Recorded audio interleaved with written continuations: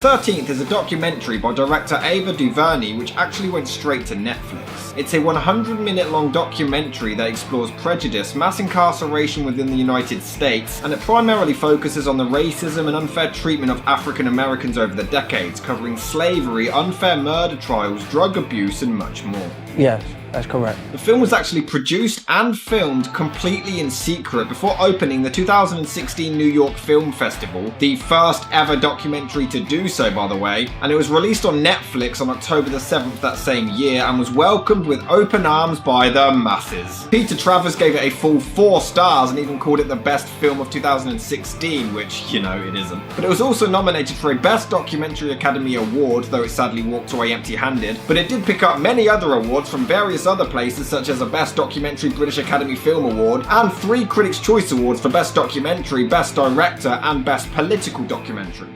So let's look at the statistics. The United States is home to 5% of the world's population,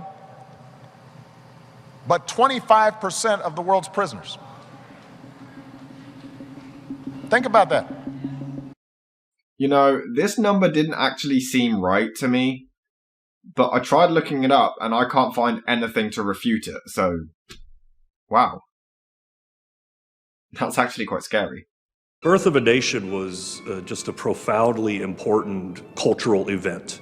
And a terrible movie. I also love how black people are defending the film. And it's listed as the greatest picture of all time. It was 1915, what kind of competition did it have? Birth of a Nation confirmed the story that many whites wanted to tell about the Civil War and its aftermath. No! No! Just the racist ones! I think that guy needs to be investigated. Woodrow Wilson, the sitting president, had a private screening of Birth of a Nation in the White House. He calls it history written with lightning. Actually, that was proven to be false. For a film with so many statistics and, you know, facts and everything, you'd think they'd kind of research this. There's a famous scene where a woman throws herself off a cliff rather than be raped by a black male criminal. I'm pretty sure most women would jump off a cliff to avoid being raped by any man, regardless of race. The film actually is a huge eye-opener though. It is horrific to hear what blacks had to go through. This is disgusting. The letters KKK were carved with a penknife on the chest and stomach of this man in Houston, Texas, after he had been hanged by his knees from an oak tree and flogged with a chain. They do discuss drug dealing and how crack cocaine became a thing, which is always linked to black people, but this part kind of just drags, so I do find this portion not that interesting. But it does pick right back up when they discuss the origins of the N-word and just the general pain that they went through. His campaign strategist Lee Atwater was caught on tape explaining the Southern strategy. In other words, you start out, and now y'all aren't quoting me. It's hard. You start out in 1954 by saying nigger, nigger, nigger. By 1968, you can't say nigger, that hurts your backfire, so you say stuff like force busing, states' rights, and all that stuff.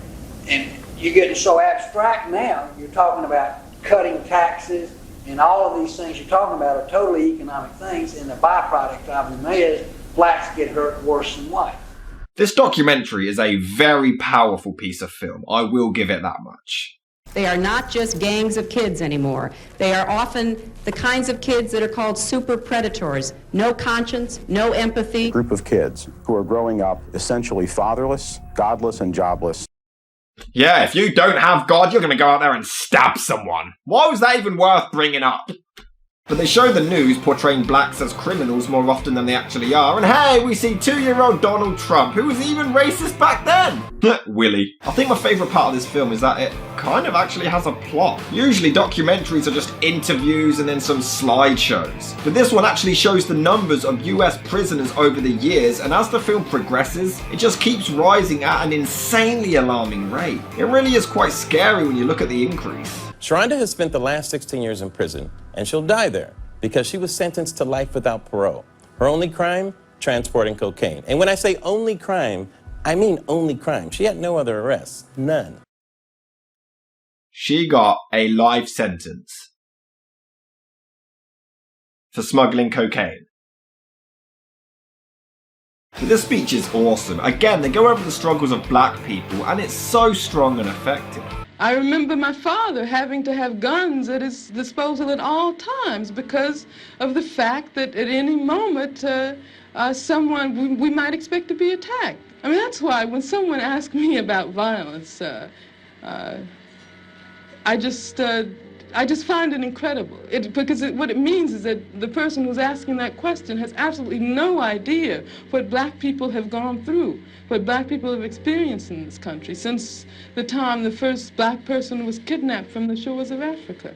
And they even touch on the famous George Zimmerman case. This whole thing was ridiculous. For those unaware, George Zimmerman was the neighborhood watch coordinator in his local community in Sanford, Florida. On February the 26th, 2012, Zimmerman, who was 29 at the time, shot 17-year-old black high school student Trayvon Martin, killing him. Martin had absolutely no weapons on him, but Zimmerman claimed self-defense, using the Stand Your Ground law to hide behind, which allows you to open fire if you at all feel threatened. Zimmerman pled not guilty, and there just wasn't enough evidence to refute his claims of self-defense, so you guessed it, George Zimmerman was let go. So to summarize, smuggling cocaine with no other criminal charge, life.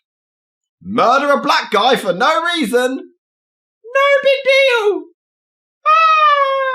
We're even showing immigrants in terrible conditions. Yeah, Trump is probably fapping somewhere right now. But this guy completely owns him, and just racism in general. You heard it with Donald Trump, not about blacks, but with Mexicans. You know, oh, well, they're rapists, murderers. Oh, and by the way, some of them may be good people. I love that guy. But even more interesting is when they show just how much criminals actually do for society in the form of manual labour. It may drag at times, and I do think a few minutes could have been trimmed off easily, but it still brings to light a lot of important issues, and it still is a very effective piece of cinema. On the night of his arrest, Kalief Browder was walking home from a party with his friends in the Bronx when he was stopped by police. And they decided to cut off her line for some reason. There are thousands of people in jails right this moment that are sitting there for no other reason than because they're too poor to get out. We have a criminal justice system that treats you better if you're rich and guilty than if you're poor and innocent. Fair point. There's actually a lot of intelligent points made in this. It's the opposite of YouTube. Absolutely. But then we're introduced to this guy, and he has balls the size of Jupiter, man. He was unfairly charged with a crime, and the judge basically said if he pled guilty, he could walk that day. But if he pleads innocent, he gets 15 years in prison. He refused to be blamed for something he didn't do and pled not guilty. He had to endure 3 years of that sentence, being beaten by inmates and guards, even attempting suicide, before the charges were finally dropped. But then his brother sadly killed himself. This dude deserves so much credit because he has more guts than most of us, dude. I just couldn't believe it. I couldn't believe that we would even have such an architectural design in our country. I never realized that there was prison cells built like that. Human beings are not born to be locked up and encaged. Well, then he shouldn't have committed the crimes. You can't sit there and whine, oh, prison's so nasty. Well, then don't go to prison. It's not that hard. And they never say he was unfairly committed. In the good old days, this doesn't happen because they used to treat them very, very rough. And when they protested once, you know, they would not do it again so easily. Like to punch him in the face, I'll tell you.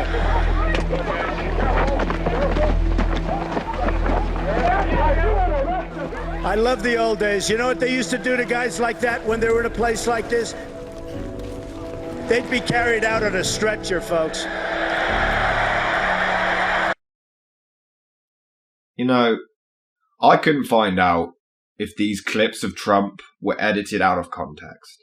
So please let me know in the comments if they are or not. And I really hope they are. But I'm guessing they're not because it is Trump. But I hope they are because he's being violently racist and people are cheering. And the ending just drags. They kind of just tiptoe around the same points. Yeah, you can end now, guys! The film is extremely strong and powerful. It's moving, it's heartbreaking, it's intelligent, it's eye-opening. I'd say it's definitely worth adding to your watch list.